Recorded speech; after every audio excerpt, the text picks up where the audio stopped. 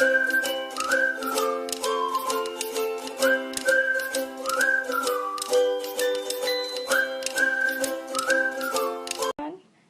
है आपका इस नए वीडियो में।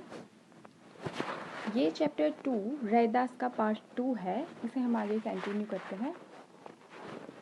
प्रभु जी तुम चंदन हम पानी, जाकी अंग अंग बास समानी। प्रभु जी तुम धन बन हम मोरा, जैसे चितवत चांद चकोरा। प्रभु जी तुम दीपक हम बाती, जाकी ज्योति बरे दिन राती। प्रभु जी तुम मोती हम धागा, जैसे सोनहि मिलत सुहागा। प्रभु जी तुम स्वामी हम दासा, ऐसी भक्ति करे रैदासा।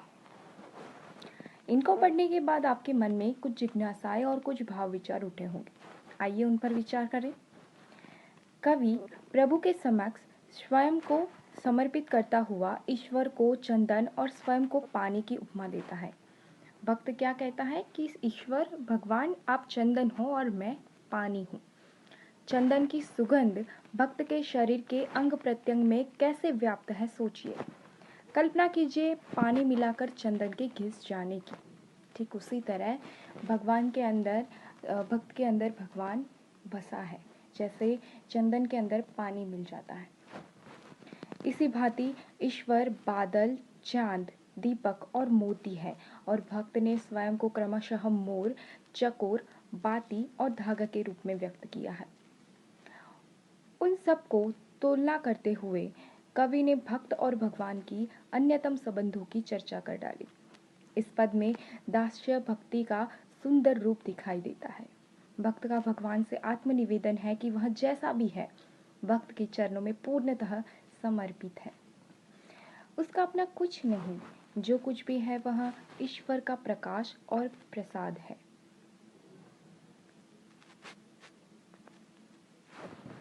संत रैदास ने उपर्युक्त पद में ईश्वर और दास का अटूट संबंध व्यक्त करते हुए आराध्य के प्रति पूर्ण समर्पण भाव की अभिव्यक्ति की है। भगवान के प्रति सच्चा प्रेम है, वो ही सर्वोपरि है और भक्त को निरंतर भगवान की उपासना में लगे रहना चाहिए। भक्त पपीहे की भांति है, जो स्वाति की बूंदी रूपी ईश्वर के लिए एकाग्र होकर प्रतीक्षा करता है। भक्त और भगवान का यह मिलन चंदन और पानी तथा सोने और सुहागे की भांति होना चाहिए। इस प्रकार यह प्रेम आत्मनिवेदन से पूर्ण है, जिसमें भक्त स्वयं को परमात्मा के चरणों में पूर्णतः विलीन कर देना चाहता है। यहाँ संत रैदास ने स्वयं को भगवान का दास माना है। इसे दास्य भाव की भक्ति कहते हैं, जहाँ भक्त अपना सर्वस्व अपने प्रभु को समर्पित कर देता है और वहाँ उसका कुछ भी नहीं रह जाता। वह अपने पास जो कुछ भी है वो श्रेष्ठ और सुंदर पाता है। वह सब उसी ज्योतिमान का प्रकाश और प्रसाद है। कवि सिद्ध करना चाहता है कि भक्त की महत्ता तब भी बढ़ती है जब ईश्वर का संपर्क मिलता है। दोनों एक दूसरे से अनन्य रूप से जुड़े हैं। जब भक्त में मैं की भावना समाप्त हो जाती है, तभी वह ईश्वर के पास पहुंच जाता है। सामान्यतः सोने में सुहागा का प्रयोग मुहावरे के अर्थ में भी किया जाता है, जिसका अर्थ है कि किसी विशेष वस्तु में दूसरी वस्तु के मेल से उसमें विशिष्ट गुण का समावेश हो जाता है। भाव यह है कि सोने जैसी बहुमूल्य वस्तु जब सुहागा, जो एक प्रकार का रसायन है, उसमें मिलती है तो वह और भी निखर जाती है और उसकी दमक बढ़ जाती है और सुहागे का अस्तित्व समाप्त हो जाता है। कहने का तात्पर्य यही है कि जब भक्त और भगवान का भेद समाप्त हो जाए तभी भक्ति सार्थक होती है। तो हमने देखा कि किस तरह इस उदाहरण को यहाँ पे सेट किया है। कवि ने उपर्युक्त पद में दृष्टांत अलंकार का, कौन सा दृष्टांत अलंकार का एक सुंदर प्रयोग किया है, जैसे कि दीपक, बाती आदि। ओके। प्रभु जी तुम धन बन हम मोरा, जैसे चितवत चंद चकोरा। पद का साम्य भाव कवि रहीम की निम्नलिखित पंक्तियों में द्रष्टव्य है। उपमा के बारे में जानते हैं, उपमा अलंकार के बारे में। कि जहाँ पर एक वस्तु की तुलना दूसरी वस्तु से की जाए तो वो क्या हो गया, उपमा अलंकार। मैंने आगे भी आपको बोला है पिछली वीडियो में भी, कई सारी वीडियो में, कि अपने एक एक नोट्स बनाना व्याकरण की, ताकि आपको बार बार आपको याद रह जाए वो, राइट। क्योंकि ये अभी आने ही वाला है, कंटिन्यू होने वाला है आपका। ये सारे जो अलंकार है वो आपको याद हो जाए, अगर आपके पास अपनी खुद की नोट्स होगी तो ज़्यादा याद रहेगा। तो यहाँ पे क्या बोल रहा है कि जहाँ पर एक वस्तु की तुलना जो है वो दूसरी वस्तु से की जाए तो वो क्या हो गया, उपमा अलंकार हो गया। जैसे कि यहाँ पे उदाहरण दिया है कि कोई सुंदर स्त्री है, उसके मुख की तुलना किससे की जा रही है, चंद्रमा से की जा रही है, तो वहाँ पर हो गया उपमा अलंकार। इसमें जिस वस्तु की तुलना की जा रही है, यानी कि जो स्त्री का मुख है, उसे क्या बोलेंगे, उपमेय बोलेंगे। और जिस वस्तु से की जा रही है, यानी कि चंद्र से की जा रही है तुलना, तो उसे बोलेंगे उपमान। ओके। किंतु यदि यहीं पर स्त्री के मुख की तुलना किसी ऐसी वस्तु से की जाए जिसमें मुख और उस वस्तु का भेद करना मुश्किल हो जाए, यानी कि उसे मुख बोलो या वो वस्तु बोलो, दोनों में कोई अंतर ही ना रह जाए, ऐसी वस्तु से अगर स्त्री के मुख की तुलना की जाती है तो वहाँ पे हो जाता है रूपक अलंकार। क्योंकि जहाँ पर उपमेय और उपमान में आरोप दिखाई दे, तो आरोप मीन्स दोनों में कोई भेद नहीं है, उपमेय में या उपमान में कोई भेद ना रह जाए, तो वो क्या हो जाता है, रूपक अलंकार होता है। जैसे इसी पाठ के दूसरे पद में बिखु खोई में रूपक अलंकार है। हमने जो पिछले वाली पार्ट 1 की जो वीडियो थी उसमें देखा था बिखु खोई में रूपक अलंकार है।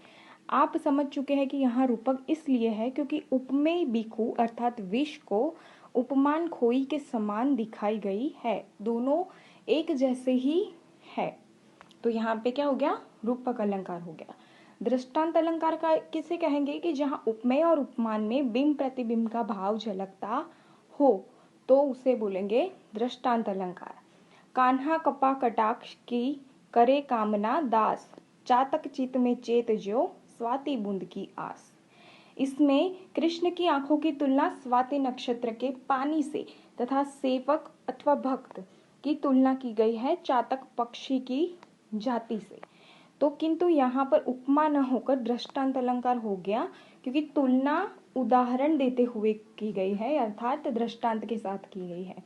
जैसे कि हमने देखा ना कि किसी वस्तु का उदाहरण देने के लिए जीव जगत के किसी और चीज का उदाहरण दिया जाए तो वो दृष्टांत अलंकार हो जाता है।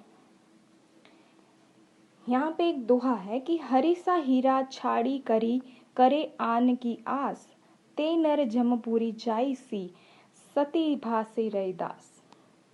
अब तक आपने कबीर, रहीम, तुलसीदास आदि द्वारा लिखे गए दोहे पढ़े होंगे। दोहा छंद में 2 ही पंक्तियां होती है, किंतु ये देखन में छोटे लगे घाव करे गंभीर की कहावत को चरितार्थ करते हैं।